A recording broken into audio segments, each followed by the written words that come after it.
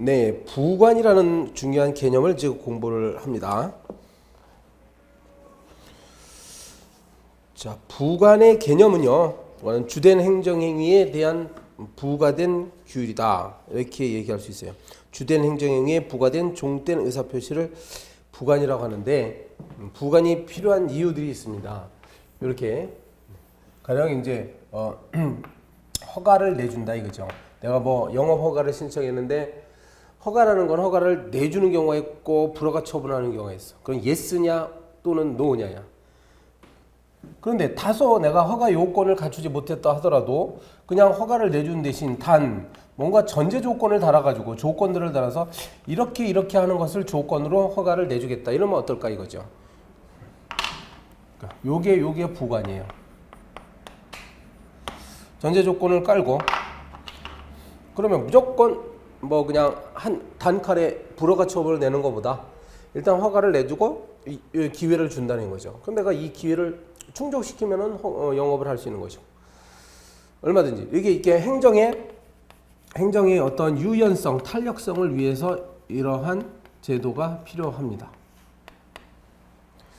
허가를 내주되 지금 당장 영업 허가하도록 하기는 안 되겠어. 그러면 한 달쯤 후에 허가를 영업을 시작하도록 단서 조건을 달면 어떠냐 이거죠. 지금 전세버스 영업 운행 허가를 내주되 교통망이 만들어진 한 달 후쯤에 도로가 만들어진 한 달 후쯤부터 전세버스 영업을 하도록 전제 조건을 달아줍니다. 네, 이러한 것이 부관이고 이렇게 종된 요 허가가 바로 주된 의사표시예요. 주된 의사표시. 주된 의사표시에 부과된 이거는 뭐야? 종된 의사표시다. 그러면 이 부관은 저런 주된 의사표시와 같이 다니는 것이 원칙입니다. 이제 개념은 아시겠죠? 그 다음에 하실 것이 이러한 부관의 여러 가지 종류가 무엇이 있느냐를 공부하셔야 돼요. 부관의 종류. 첫 번째 이제 조건인데요.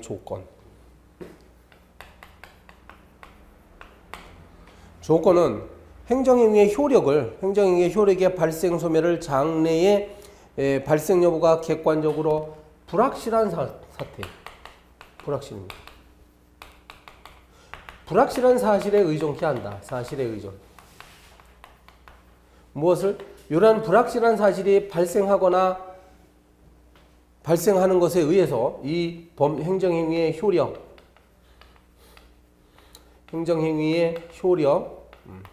효력의 발생, 변경, 소멸을 발생과 변경까지 얘기하지 않아도 되겠네요. 발생이나 소멸을 행정행위의 효력의 발생이나 소멸 여부를 불확실한 사실이 과연 발생할 거냐 말 거냐. 네, 여기에 따라서 결정되도록 하는데 그걸 조건이라고 합니다. 이 조건에는 두 가지가 있더라. 정지 조건과 해제 조건이 있습니다. 정지 조건이라 하면 이러한 불확실한 사실이 발생을 하면 불확실한 사실이 있으면 효력이 발생하는 것으로 하는 경우를 정지 조건이라고 하고 해제 조건은 이러한 불확실한 사실이 성취가 되면 즉 발생을 하면 행정행위의 효력이 소멸하는 것으로 합니다. 자, 이렇게 되는 거죠. 정지 조건이라 하면 여기에 이제 행정행위를 했어. 이때 행정행위를 했습니다. 행정행위를 했을 때 아직 효력은 발생하지 않아요. 그러다가 요 조건 있죠. 불확실한 사실.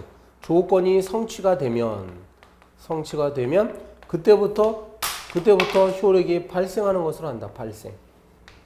그러니까 처음에 행정행위를 하는 것만으로는 아직 효력이 없어요. 조건이 성취가 돼야 돼요. 이런 거죠. 예를 들면 지금 허가라는 행정행위를 하지만 아직 영업을 할 수 없어. 여기에 뭐 주차타워를 설립하는 것을 조건으로 해서 영업허가를 내줬다 이거죠. 어떤 호텔에 영업허가를 내줬는데 주차타워를 만드는 것을 조건으로 했다. 그러면 주차타워를 만들었을 때 그때부터 비로소 이 허가의 효력은 발생한다. 아직 영업하면 안 돼요. 이게 조건이 성취가 됐을 때 한다. 그 다음에 해제 조건은 행정행위를 이때 하면 요때부터 당장 일단 효력은 발생합니다. 효력은 발생하는데 여기에 이제 조건이 만약에 성취가 되면 그때부터 효력이 없어지도록 하면 이 OX가 바뀌었죠. 이렇게 되면 요 조건을 뭐라고? 해제 조건이라고 이렇게 얘기하는 거예요. 예를 들면 건축허가를 내주되 그러면 건축허가로서의 효력은 일단 발생해요. 그런데 만약에 1년 이내에 착공을 해야 되는데 착공을 안 하면 착공 안 함. 그러니까 1년 이내에 착공 안 했다는 것이 조건으로 이렇게 되면 착공 안 했다는 사실이 조건이 성취가 되면 이러한 사실이 만약에 그러니까 1년 동안이 지나도록 1년 지나도록 아예 공사 착수해 안 했어. 그러면 이 건축 허가의 효력은 없어집니다. 그때 소멸하는 거예요. 1년이 지나는 바로 그날 밤 12시에 자동적으로 이 건축 허가의 효력은 없어집니다. 그러면 이것을 해제 조건이라고 하는 거죠. 이게 일단 왜 조건이라고요? 주차 타워를 설립할지 안 할지는 불확실합니다. 그리고 1년 이내에 착공을 할지 안 할지도 불확실하죠. 그렇기 때문에 이건 조건이 됩니다. 다음 페이지 갑니다. 기한. 이번에는 기한. 이것은 법률행위의 효력의 발생 또는 소멸을 장래 발생이 확실한 사실, 장래에 발생할 것이 확실한 사실에 의존토록 하는 경우를 기한이다 이렇게 얘기하는 거죠. 여기에는 시기와 종기가 있고 네, 그리고 확정 기한이 있고 불확정 기한이 있습니다. 시기는 어느 시점에 요 시기가 되면 네, 지금 허가를 내주되 아직 효력이 발생하지 않아. 근데 요 시기가 닥쳤을 때 시기가 도래한다고 그래요. 시기가 도래하면 이때부터 영업을 할 수 있습니다. 이렇게 하면 그죠? 3월 1일 당신은 3월 1일부터 영업이 가능하다. 이렇게 하면 이건 조건이 아니라 기한이 되는 건데 왜 그런 거 아니? 3월 1일 날이 도래한다는 것은 확실하거든요. 그죠? 도래할 수도 있고 도래 안 할 수도 있다 이렇게 볼 수는 없죠. 그러니까 확실하지. 그 다음에 종기는 반대로 지금 허가를 내주되 그러면 영업을 할 수 있죠. 계속.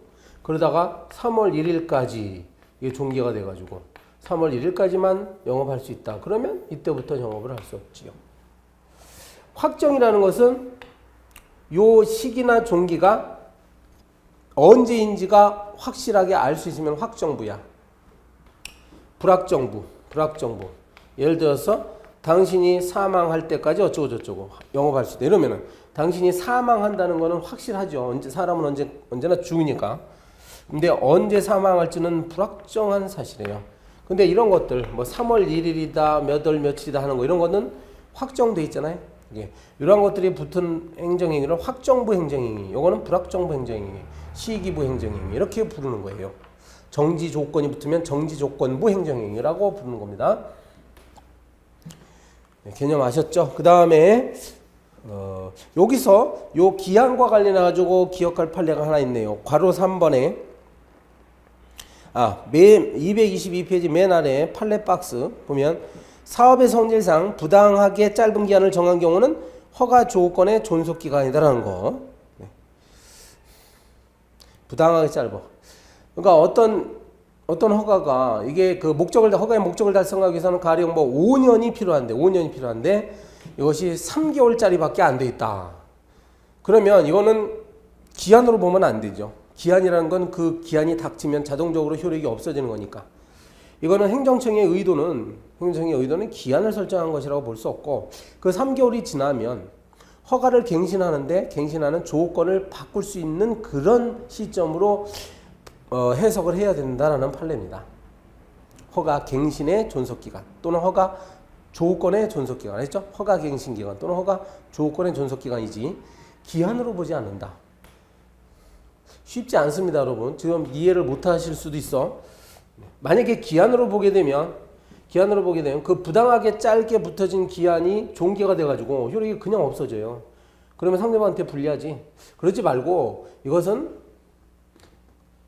기한이 아니라 그 시기가 3월 1일이 됐을 때 허가 조건들을 이때 갱신할 수 있는 기회로 보자 이거야. 그러면 계속 일단 허가의 효력은 있는 거죠. 그러나 허가 내용이 바뀔 뿐이지. 아시겠습니까? 이렇게 되는 거예요. 오른쪽 페이지에 부담 나옵니다. 부담은 행정청 입장에서 상대방한테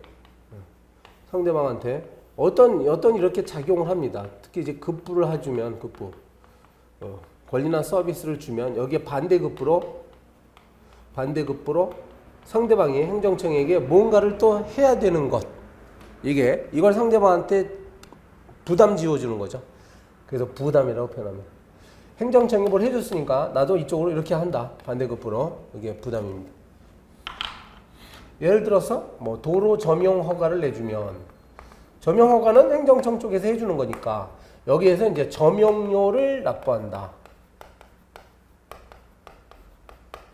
점용료 내야 돼요. 그럼 이게 부담이 됩니다. 여기서 하나 알아두셔야 될 게 밑에 있어요. 부담과 조건의 구별이라고 나오죠. 구별. 개념적으로는 이렇게 조건과 부담이 구별은 되는데 실무적으로는 이것이 부담인지 조건인지 좀 아리송한 경우가 많이 남아 있습니다. 부담인지 조건인지. 예를 들어볼까? 이런 건 어때요? 가령 이 시점에서 허가를 내주는데 허가서에 이렇게 단서가 달려 있어요. 단서. 한 달 이내로 위생 설비 시설을 하도록 한다. 위생 설비 시설을 해야 돼. 그래야 이제 영업할 수 있어. 이렇게 나오면 이게 위생 설비 시설을 할지 안 할지가 불확실한 사실에 해당하니까 조건이라고 볼 수도 있어요. 그죠? 그런데 이것은 시설을 하라고 했으니까 상대방한테 부담을 주는 거지. 이런 것과 같이. 그래서 이 부담이냐 조건이냐 도대체 아리송하잖아요. 그럴 때 자 결론. 이런 경우는 상대방에게 유리한 부담으로 본다. 조건이 아니라 상대방에게 유리한, 즉 국민 쪽에게 유리한 부담으로 본다. 이렇습니다. 네, 여러분 부담이라는 것은요. 어떤 허가가 나오죠. 그럼 부담은 일단 허가의 효력은 발생합니다. 그러니까 영업할 수 있어요. 다만 만약에 약속된 날짜까지 부담을 불이행하게 되면 부담을 요런 거 만약에 이걸 부담으로 봤을 때요. 위생설비 시설을 끝내 안 했어. 그러면 허가를 이때 취소할 수가 있어요. 이 허가 취소라는 어떤 특정한 처분이 있으면 그때부터 허가의 효력은 없어집니다. 자, 그럼 여기서 요 갭이 발생할 수 있죠. 이거. 그러니까 상대방이 부담을 불이행하더라도 이 허가가 자동적으로 취소되는 건 아니고 행정청이 허가 취소 처분이라는 별도의 의사표시가 있어야만 그때 효력이 없어진다. 요거. 그런데요. 만약에 이것을 1번 부담으로 본 거예요. 그 다음에 이걸 만약에 해제 조건으로 보게 되면 허가 받았죠. 네. 그럼 똑같아요. 여기는 이제 효력이 발생했어. 근데 만약에 해제 조건이라고 이걸 해석해버리면 해제 조건이 성취가 되는 순간 어때요? 그냥 효력이 없어집니다. 즉 한 달 이내에 위생설비 갖추도록 했는데 위생설비를 갖추지 않았어. 한 달. 그럼 한 달째 되는 날 자동적으로 이 허가는 효력이 없어진다 이거야. 이 그림하고 차이점 아시겠죠? 이런 게 없어요. 여기는. 따라서 상대방에게 유리한 것은 어느 쪽? 이거죠. 부담을 불이행했다 하더라도 혹시나 허가관청이 봐줄 수도 있어요. 봐줘서 그냥 허가 취소 행위를 안 할 가능성도 있습니다. 이거는 행정청의 어떤 재량의 여지가 없지. 자동적으로 없어지니까. 상대방에게 유리한 부담으로 본다. 이런 말이 나오는 거예요. 이걸 정지 조건으로 보는 경우도 똑같아요. 정지 조건으로 보게 되면 그 정지 조건이 성취됐을 때 허가의 효력이 발생하지. 근데 부담으로 보게 되면 일단 행정행위가 있으면 바로 영업할 수가 있습니다. 나중에 부담을 불이행했을 때 취소될 수 있을지언정 그냥 즉시 효력이 발생해요. 그러니까 그 경우도 역시 상대방한테 유리합니다. 네. 이렇게 알아두세요.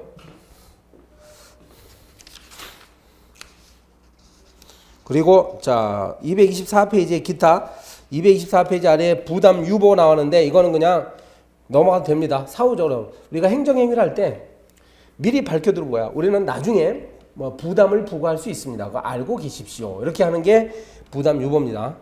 오른쪽에 이제 중요한 건 오른쪽에 철회권 유보라고 나옵니다. 225페이지에 철회권 유보. 일정 요건 하에서 행정행위를 철회해서 철회해서 행정행위를 소멸시킬 수 있다는 사실을 미리 정하는 것이 철회권 유보입니다. 유보, 밝힌다 이거죠. 미리. 이런 일은 아주 많이 벌어져요. 거기 가령 예를 들어서 숙박업 영업허가를 내줄 때 거기 단서 조건으로요. 다만 윤락행위가 여기서 벌어지면 우리는 언제든 영업을 취소할 수 있습니다. 이렇게 하는 거야. 그럼 미리 밝혀두는 거지. 그럼으로써 상대방에 이제 경고하는 의미도 있어요. 이제 상대방은 알게 되죠. 아, 윤락행위에다 잘못하면 내가 영업 못할 수도 있구나. 이런 걸 알게 됩니다. 이게 철회권 유보예요. 철회권 유보. 해제 조건하고 다른 점이 뭘까요? 해제 조건은 이렇게 만약에 이걸 해제 조건으로 보게 되면 윤락행위를 했다는 조건이 성취가 되는 순간 그 숙박업 영업허가는 효력이 없어진다는 얘기인데 철회권 유보로 볼 때는 윤락행위를 했다 하더라도 계속 장사를 할 수 있어. 다만 그게 이제 단속됐으니까 추후에 며칠 지나면 영업 정지 처분 같은 게 나올 거예요. 영업 취소 처분.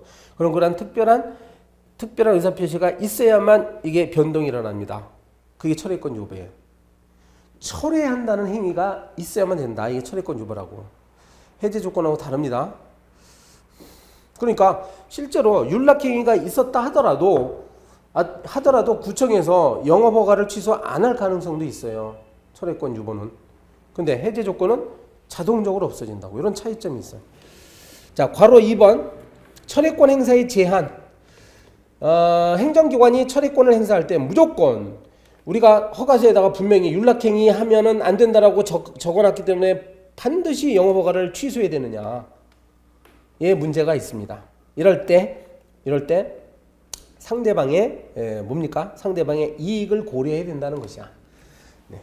그래서 행정기관이 기어이 철회권을 행사함으로써 얻을 수 있는 어떤 사회적 이익하고 상대방이 철회를 당함으로써 입게 되는 피해를 서로 비교해서 그러한 이익들이 서로 적정한 균형을 갖추고 있을 때 철회권 행사를 할 수 있다는 게 우리 통설 판례예요. 그럽니다. 다만 동그라미 2번 보세요. 상대방은 이렇게 행정기관이 철회권 행사할 때 이른바 신뢰보호의 원칙을 원용할 수는 없다. 주장할 수 없다는 말이 나와요. 무슨 말일까요? 철회할 때 신뢰보호의 원칙. 이런 거죠. 그동안 이 숙박업소에서 윤락행위가 뭐 한 3년, 5년 동안 계속 있어 왔던 거야. 계속적으로. 장사를 하다가 그런데 이번에 단속을 당한 거예요. 그러니까 상대방이 신뢰보호 원칙을 주장할 수 있겠습니까? 즉, 왜 3년 동안 가만히 있다가 왜 이제 와서 단속을 하느냐? 나의 어떤 단속을 하지 않겠다는 당신들의 그러한 태도가 나에게 신뢰를 형성했으니 취소할 수 있다. 이건 말이 안 되는 소리죠. 왜냐하면 철회권 유보라는 것은 미리 밝혀뒀으니까 상대방은 이미 알고 있는 거야. 알고 있어서 상대방은 보호받을 수 있는 신뢰가 아닙니다. 됐어요. 이게 철회권 유보였고 226페이지에 법률 효과의 일부 배제라고 나오죠. 일부 배제. 법률이 예정하고 있는 행정의 효과의 일부를 행정청이 배제한다. 예를 들어서 개인 택시 운송사업 면허를 내주는데 그러면 원칙적으로 1년 365일 장사를 다 할 수 있는 거잖아요. 근데 여기에 단서로서 격일제로 운행하라. 이러면 격일제. 네, 격일제. 이틀에 한 번씩만 운행하래. 그럼 이것을 행정청이 배제하는 것이다.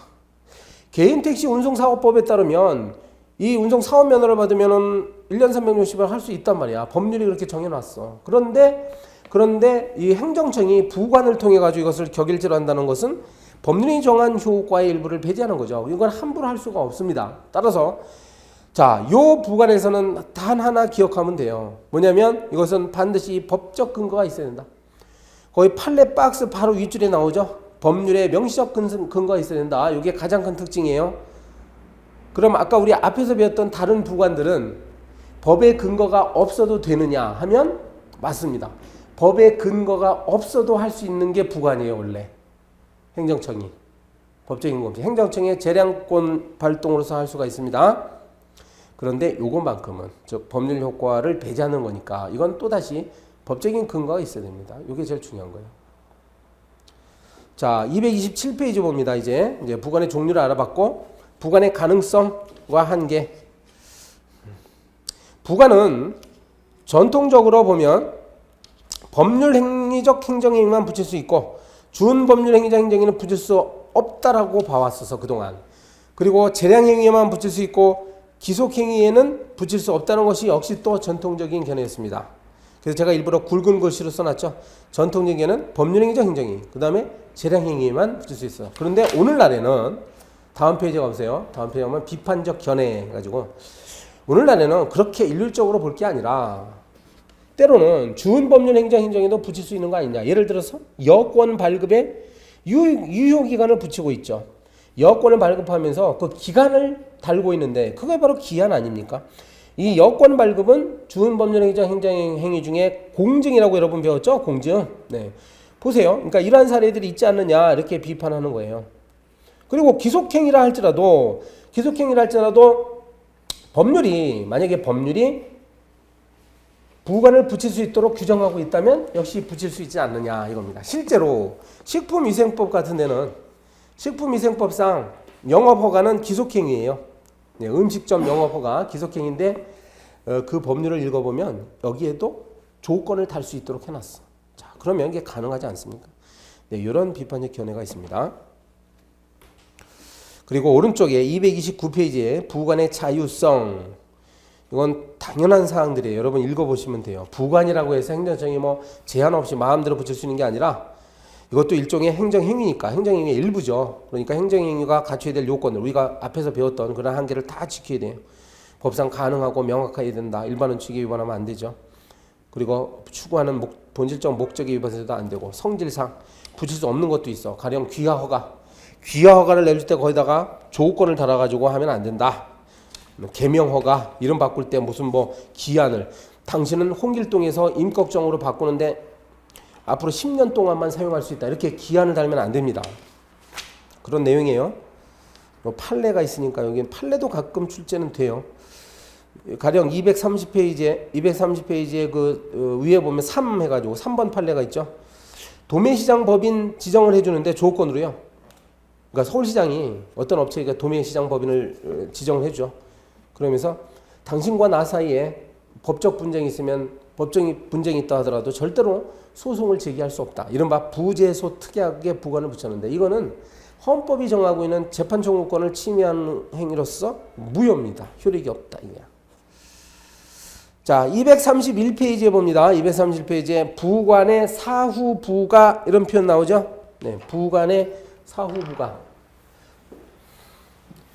자, 지금 방금 지운 요 그림에서처럼 부관은 항상 주된 행정행위의 종된 표시란 말이야. 따라서 행정행위를 할 당시에 부관도 이때 붙이는 것이 원칙이에요. 그렇죠? 근데 나중에 혹시 이렇게 안 하고 나중에 부관을 붙인다거나 아니면 처음 붙였던 부관을 이때 변경할 수 있는 거 아니냐 이 문제입니다. 그래서 부관의 사후부가. 자, 원칙적으로 이것이 가능하냐 했을 때 우리 판례는 원칙적으로 부정합니다. 부정. 안 된다는 거죠. 왜? 성질상 이건 종된 의사표시이기 때문에 같이 해야 된다 이거죠. 그러나 예외적으로 가능한 경우 네 가지를 이야기합니다. 법률에 근거가 있으면 어떤 법률을 보니까 야 이건 부관을 나중에 붙여도 된다 이렇게 규정돼 있으면 그 다음에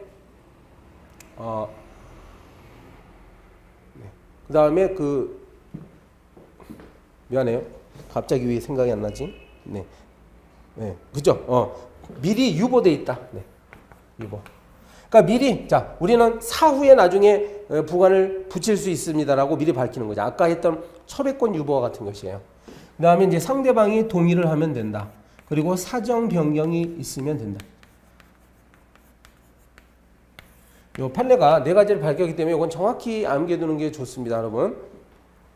두 문자로 암기해두세요. 법, 유, 동사. 네, 법에도 동사가 있다. 이런 식으로 해서 꼭 알아두세요. 사후 변경의 문제였어요. 그리고 231페이지 맨 아래에 하자 있는 부관과 행정의 효력 나옵니다. 하자 있는 부관과 행정의 효력. 요 내용은 무슨 말인고 하니 자, 부관이 이렇게 붙어 있어요. 여기에 이제 이게 주된 행정행위가 있는데, 행정행위가 딱 있어. 허가와 같은. 여기 부관이라는 건 여기에 이제 이렇게 혹처럼 붙어 있는 게 부관이죠. 종된 의사 표시. 자, 만약에 부관이 이게 위법해서 무효라고 합시다. 조금 전에 부관의 한계를 봤잖아요. 목적상, 성질상 한계들. 그러니까 부재소 특약 같은 거 무효잖아요. 그러면 부관이 무효면 이거는 어떻게 되느냐의 문제입니다. 이거. 네. 이것의 운명은 어떻게 되느냐. 부관이 무효면 여러 가지 견해가 있을 수 있어요. 이런 것들이죠. 부관이 없어도 그냥 남은 행정행위는 유효하다. 이런 견해가 있겠죠. 아니면 부관이 무효면 행정행위도 무효다. 그렇죠. 판례가 중요한데 판례는 이른바 중요도설이다. 이렇게 이제 이름을 붙이겠습니다. 판례에 이름이 있었던 건 아니에요. 이제 중요도설이다. 이러면 만약에 부관이 없었으면 행정행위를 하지 않았으리라고 인정될 정도로 중요한 부관이라고 한다면 행정행위도 역시 위법하다. 이렇게 되는 거예요. 그러니까 부관이 저 행정행위를 하면서 중요하냐 중요치 않으냐. 중요한 경우면 행정행위에도 영향을 주고 그리고 별로 뭐 있으나 없으나 무방한 그런 경미한 부관이다. 중요치 않은 부관이라면 이것이 무효가 되더라도 행정행위는 그냥 살아 있습니다. 요게 우리 판례의 내용이에요. 이 판례는 워낙에 유명한 판례입니다. 저 부산 지하상가에 지하상가 허가를 내주는 거. 부산시가 상인들에게 지하상가 허가를 내줬어요. 저 건설업자에게 지하상가 허가를 내줍니다. 건설업자에게 지하상가 건축 허가를 내줬죠. 그래놓고 허가를 내주는데 여기에 30년 기한 이렇게 줬어요. 30년 동안 너네들이 사용하다가 이게 이제 도로 점용 허가죠. 지하상가를 건축하기 위해서는 도로 점용 허가를 내줘야 되는데 30년 동안 도로 점용할 수 있다 이렇게 내줬어요. 근데 요게 도로 점용 허가에 있어서 30년이라는 기한이죠. 부관이란 말이에요. 요 기한은 여러분이 보기에 중요합니까? 중요하지 않습니까? 우리 판례는 굉장히 중요한 기한이라고 봤어. 도로 점용에 있어서 몇 년 동안 사용할 수 있다는 것은 굉장히 중요하죠. 따라서 이게 계산이 잘못된 거예요. 이 사건에서. 30년, 가령 50년인데 30년으로 잘못 계산했던 거야. 그러니까 이게 무효니까 전체 이것도 위법하다. 처음부터 다시 하라는 얘기죠. 이런 내용입니다. 쭉 넘어가도 돼요. 234페이지로 옵니다. 234페이지. 흠 있는 부관에 대한 쟁송. 흠 있는 부관에 대한 쟁송. 자, 가령 여기에 무슨 허가 같은 걸 내줬어요. 그럴 때 여기 부관을 전제 조건으로 부관을 이렇게 달죠. 실제로 부관 다는 걸 보면 하나만 다는 게 아니에요. 1, 2, 3, 4 해가지고 여러 개의 부관을 달고요. 이 부관들이 각각 우리가 배웠던 부관의 종류 뭐가 있었어요? 가령 1번은 부담을 했고 2번은 철회권 유보에 관한 어떤 부관이 있을 수 있고 이것은 정지 조건일 수도 있고 그렇습니다. 또 뭐가 있었죠? 네, 철회권 유보, 부담, 정지 조건. 법률 효과의 일부 배제일 수도 있고. 네. 이렇게 됐을 때 기한이 있을 수도 있고, 그렇죠? 그러니까 여러 개의 부관을 이렇게 달 수가 있단 말이야. 그런데 혹시 만일에요, 가정을 합니다. 요거 있죠? 2번 부관이 위법하다라고 생각이 들었을 때 어떻게 할 거냐 이거야. 요게. 다른 건 다 괜찮은데 이거 허가받은 사람 입장에서 보니까 철회권 유보가 이거 말도 안 되는 그런 철회권 유보를 달아놨어. 그래서 이걸 없애고자 합니다. 이걸 살짝 빼고 싶어. 그러면 어떻게 하느냐 이거지. 이번에는 만약에 부담이 위법하다면 또 어떻게 할 거냐. 이게 문제가 되죠. 그랬을 때 결론, 판례입니다. 여기에 여러분 책을 읽어보시면 굉장히 많은 학설이 등장하고 있습니다. 그냥 참고로 읽어보시면 돼요. 그 학설을 물어보진 않아요. 시험에서. 판례가 중요하지. 일단 이렇게 보면 돼요. 판례는 부담인 부관하고 기타 부관으로 나눠 봅니다. 그래서 이 부담만큼은 독립해서 쟁송 가능하고요. 쟁송 가능하고 그 다음에 독립해서 취소 가능합니다. 이 말은 저 부담이 위법하면 요 상대방은 요 부담만 좀 빼주세요라고 독립해서 소송이나 행정심판 청구할 수 있어요. 그러면 법원도 저 부담만 독립적으로 취소 판결 내릴 수가 있습니다. 그러니까 저 부담만 싹 뺄 수가 있단 말이야. 그러면 이제 부담이 없는 상태에서 허가가 그대로 존속하는 거죠. 그 다음에 기타 부과, 나머지 것들이 있지, 철회권 여부나 조건, 기한 이런 것들은 어떻게 되냐면 일단 요것을 배제해달라고 청구해야 돼요. 기타 부과는 배제. 누구한테 청구하겠어? 누구한테. 그걸 네가 행정기관이 하는 거잖아, 부과는. 그러니까 가령 서울시장한테요. 서울시장한테 저 철회권 유보가 위법하니 이걸 좀 빼주세요 라고 청구를 합니다. 그래서 서울시장이 만약에 이걸 받아들이면 뭐 아주 좋죠. 받아들이면 아무 문제가 발생하지 않아요. 조금만 싹 빠집니다. 그런데 배제 청구를 했더니 서울시장이 이걸 거부할 수가 있죠. 뭐냐면 배제할 수 없다. 이렇게 거부할 수 있습니다. 거부할 수 있다. 자, 1번이에요. 거부하면 이 사람은 요 거부 처분에 대해서 거부 처분, 취소 소송을 제기하면 됩니다. 요게 한 가지 방법이에요. 가령 저 철회권 여부를 빼주세요. 그랬더니 행정청이 안 된다, 거부했어. 그럼 이걸 처분으로 봐가지고 요 거부 처분을 취소해 주세요라고 소송 제기하면 됩니다. 그래서 이 소송에서 이기게 되면 저 철회권 유보는 이제 빠지게 됩니다. 두 번째, 그렇지 않으면 처음부터 아예 전체를 대상으로 해서 전체를 대상으로 쟁송을 제기해야 한다 이거야. 전체 저 허가 있죠? 저 허가 자체를 취소해달라라고 해야 된다. 여기에 이 판례 입장이에요. 이걸 잘 아시면 됩니다. 요 이야기가 뭐 내용은 많은데 어디까지요? 네, 어디까지입니까? 바로 이 237페이지, 8페이지까지 한 거예요. 238페이지까지. 부관의 문제였습니다. 자, 그럼 이제 부관 이야기가 다 끝났어요. 부관 끝났고 238페이지의 제5절 행정행위의 적법 요건이에요. 행정행위. 우리가 행정행위는 뭐 허가, 인가, 대리, 특허 이런 게 행정행위입니다. 이러한 것이 일단 성립하기 위해선 자, 오른쪽 페이지에 239페이지에 성립하기 위해선 주, 내, 형, 절 이렇게 주체, 내용, 형식, 절차 요건을 각각 갖춰야 됩니다. 주체 요건, 행정청은 자기의 권한 범위 내에서 행정행위를 할 수밖에 없죠. 만일 서울시장이 자기 관할 범위를 넘어서 인천 시민을 상대로 무슨 허가를 내준다. 이건 있을 수 없잖아요. 이게 주체 요건입니다. 두 번째, 내용 요건. 행정행위는 앞에서 한 거네요. 그 실현 가능성이 있고 명확해야 된다. 왜냐하면 이게 하나의 일종의 의사표시이기 때문에. 세 번째, 형식 요건. 때로는 요식성을 요구하는 경우가 있어요. 문서로 하는 것이 원칙인데, 그죠? 처분을 할 때는 다시 설명드립니다. 원칙적으로 문서로 하는 겁니다. 처분이라는 것은 말로 하면 안 돼요. 허가서, 뭐 인가서 이런 문서를 발급합니다. 요즘은 전자문서로 할 수도 있죠. 그런데 당사자의 동의가 있어야만 되겠습니다. 신속을 요하거나 사안이 경미할 때는 구술 기타 방법으로 할 수 있도록 해놨어. 우리 행정절차법에. 그리고 이유 제시, 처분할 때는 항상 왜 이런 처분을 하는지에 대한 법적, 사실적 근거를 밝혀야 됩니다. 이게 이유 제시야. 이건 행정절차법 사항이에요. 그 다음에 네 번째, 절차 요건. 어떤 법률이 절차 규정이 있으면 그 절차를 따라야 돼요. 가령 상대방의 동의를 요한다면 동의를 거쳐야 되고, 어떤 관련 기관의 협의 절차가 필요하다고 하면 협의를 거쳐야 됩니다.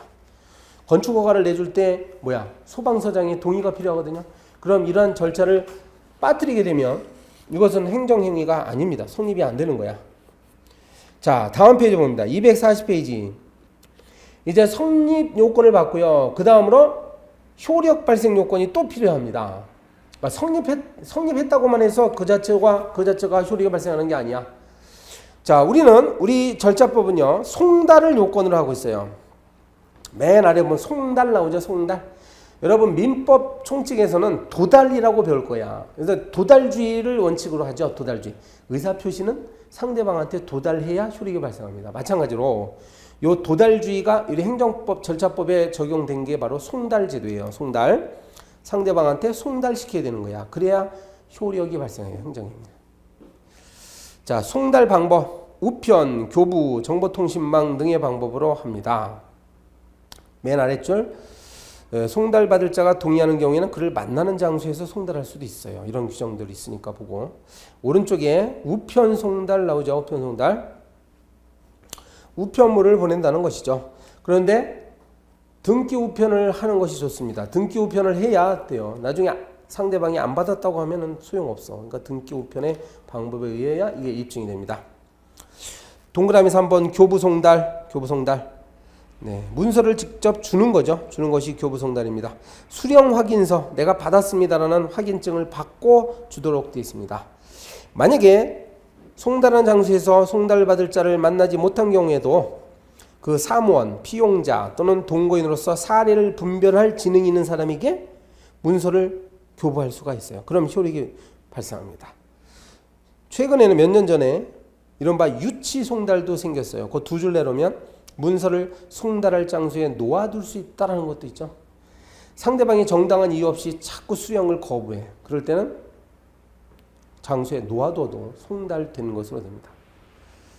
동그라미 4번에 정보통신망 이용한 송달 나옵니다. 전자메일로 보내도 돼요. 그러나 당사자가 상대방이 이것을 동의해야만 되는 것이야. 공시송달 제도가 있어요. 송달받을 상대방의 주소를 모를 때, 주소를 알더라도 송달이 불가능할 때, 이때는 관보, 공보, 게시판, 일간신문 이런 데다가 공고하고 인터넷에다가도 공고해야 됩니다. 이런 게 공시송달이에요.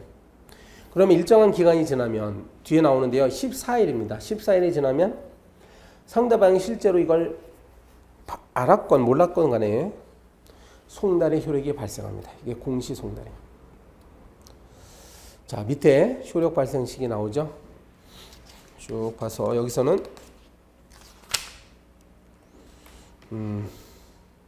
자, 다음 페이지 보세요. 동그라미 3번 전자문서 송달. 전자 이메일로 보낼 때 송달 받을 자가 지정한 컴퓨터 등에 입력된 때에 도달한 것으로 봅니다. 컴퓨터에 입력될 때. 이 컴퓨터가 뭐예요? 가령 서울시의 서버 컴퓨터를 말하죠. 내가 서울시 민원 게시판에다가 다시요. 미안합니다. 이건 행정청이 상대방한테 보내는 거죠. 송달. 네. 그러면 가령 저 같은 경우는 전자 우편 주소가 한메일이야. 한메일 점 뭐가 되죠? 그럼 한메일이라는 회사가 있잖아요. 지금 한메일. 그럼 얘네들이 서버 컴퓨터를 갖고 있어. 그러면 행정기관이 나한테 전자 우편을 문서를 보낸다는 얘기는 여기다가 보내는 거예요. 그지? 여기다가. 그럼 이 컴퓨터에 입력되는 순간 도달한 것으로 봅니다. 입력입니다. 내가 열어보지 않더라도. 자, 동그라미 4번에 공시송달 나오죠.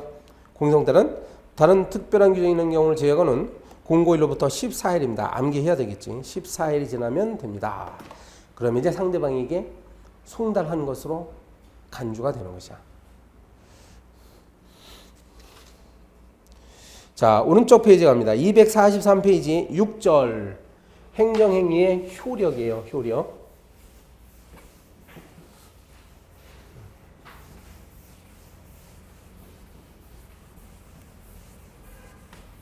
행정행위의 효력. 조금 전에 우리가 행정행위의 성립 요건과 효력 발생 요건을 봤죠. 그러나 이러한 요건들을 모두 갖추었을 때 일단 효력이 발생한단 말이야. 그럼 여기서 그 행정행위의 효력이 뭐냐 이거죠. 그러니까 요건을 모두 갖춘 행정행위가 이제 만들어졌어. 그럼 여기에 무슨 효력이 발생하냐. 시험에 아주 잘 나오는 파트입니다. 첫 번째로 구속력 이렇게 나오는데 행정행위가 요건을 갖추면 법적 효과를 발생시키고 당사자를 구속하는 효력이 있습니다. 관계행정청이나 상대방 이해관계인 이들은 그 행정행위가 담고 있는 내용을 준수해야 됩니다. 너무나 당연한 거죠. 영업정지 2개월 처분이 내려졌다고 하면 상대방은 이제 2개월 동안 영업을 하면 안 되잖아요. 그 행정의 내용을 그대로 따라야 됩니다. 이 행정의 내용에 구속되는 효력. 그래서 이걸 구속력이라고 하고, 이건 너무나 당연하기 때문에 시험에 잘 안 나옵니다. 그 다음에 두 번째, 공정력. 공정력은 중요한 효력이다. 우리가 민사관계에서는 안 나타나는 어떤 효력이 있습니다. 공정력이란 행정행위가 여기에 하자가 있다 하더라도 이것이 무효에 이르지 않는 한, 즉 그러니까 무효가 아닌 하자야. 그럼 뭐란 얘기겠어요? 취소란 얘기죠. 네, 취소 사유. 다른 말로 하면 이거 뭐야? 경미한 하자다 이렇게 볼 수 있어요. 경미한 하자. 무효는요 아직 우리가 안 배운 것 같은데 여러분 나중에 무효와 취소를 구별하는 우리 판례 입장은 중대명백설입니다. 중대명백설.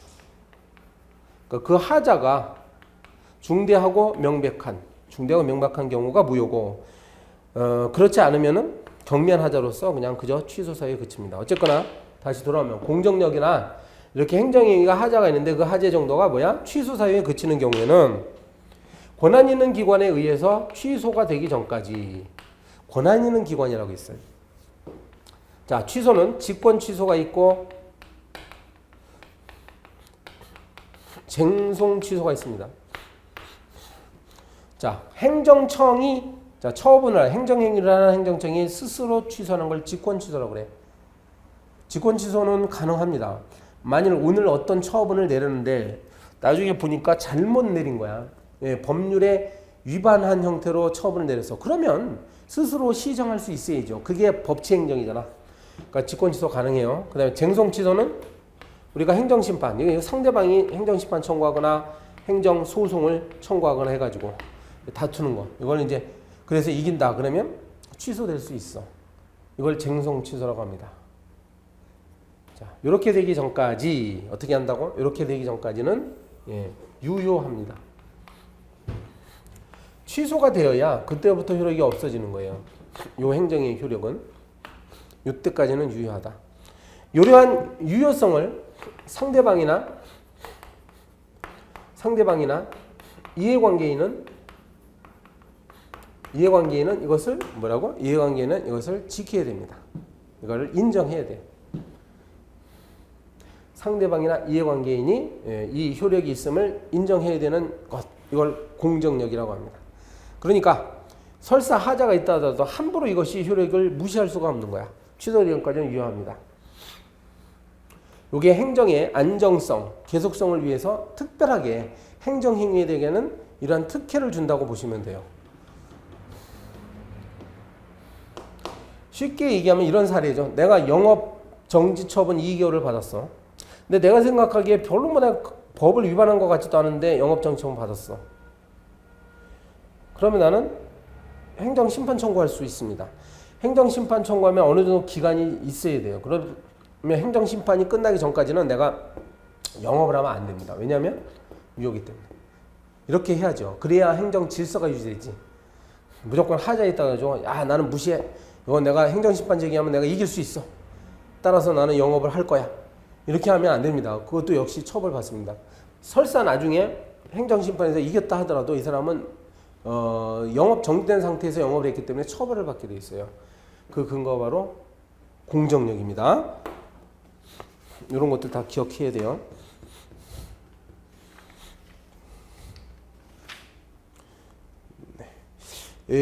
잠시 쉬었다가 247페이지에 구성요건적 효력을 하는데요. 네, 그 구성요건적 효력은 이 공정력하고 아주 유사해. 근데 어떻게 다른지 조금 이따 보겠습니다.